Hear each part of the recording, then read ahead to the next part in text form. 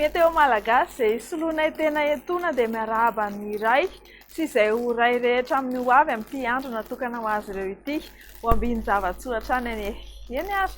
Izay no ela fa miha-malefaka amin'izay nivaratra azy eto Madagasikara tao anatin'ny 3 andro ho avy foana avokoa araka izany ny filazana fampitandremana betsaky ny rotsakorana sy ho an'ny mpampiasa ranomasina nefa mila mitandrina ihany ny mpanjomy madinika eo anelanelany Mahajanga sy Analalava iny fa mbola somary ho mafimafy ny fitsokan'ny rivotra. Ho amin'ny rapitso maraina dia ahery kokoa noho ny mahazatra ny rivotra ny amin'ny tendrony avaratry Madagasikara, izany hoe amin'ny avaratra manontolo hiandrandra orana kosa ny any Antalaha, Analanjorofo sy ny distrikany Toamasina mahazo ny vatovafitinany atsimo atsinanana sy any Taolaniaro any ary ny ilany atsinanany Fianaratsoa. Ho malomaloka kosa ny andro ny aty amin'ny ilany atsinanana faritany Andrahoana na Andrahoana vitsy ny any amin'ny faritra sisa. Ho amin'ny rapitso tolakandro dia mbola hitohy andrivotra trano ny andro any avaratry Madagasikara any, anorana malefaka kosa any Antalaha sy Analanjorofo ary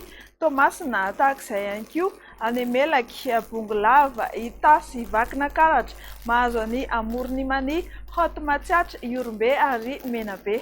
Andrahoana na Andrahoana vitsy ny andro ny amin'ny faritra sisa. Iresaka maripana indray isika amin'izao fotoana izao amin'ny rapitso maraina dia tsy dia misy fihetsehany firy ny taremarika fa ny rapitso tolakandro kosa no misy fiakarany ny ambany indrindra 12 na 13 degré Celsius aty amin'ny faritry ny Voatany. Any Mahevatanana any no misy ny ambony indrindra raika amin'ny 30 degré ary 30 degré Celsius kosa ny any amin'ny faritany Mahajanga sy ny manodidina azy iny. Ho amin'ny 13 Jona 2022 indray dia hitohy mando hatrany, izany hoe anorana malefaka hatrany ny andro ny any Antalaha, Analanjorofo mahazo any vatovafitinany sy atsimo atsinanana iny. Maina kosa ny andro amin'ny ankapobeny fa ny aty amin'ny faritry ny Voatany no somary andrahoana kely indraindray.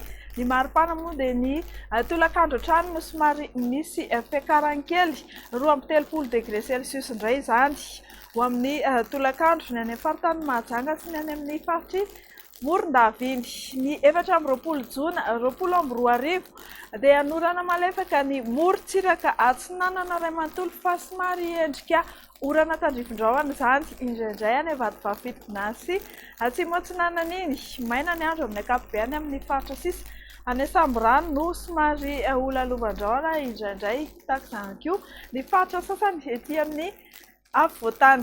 Ny maripana dia misy fiakarany hatrany ny tolakandro 20 degré Celsius any Mahajanga sy ny any amin'ny faritry Morondava tahak'izay ihany koa ny any amin'ny faritra avaratra andrefany Madagasikara iny. Dia izay tompoko lahy sy tompoko vavy aloha no meteo azona rosantsika eo amin'ny androany. Manasanao hitsidika ny page Facebook ny Meteo Madagasikara hatrany fa misy vaovao mandrakariva mandrapitafa tompoko.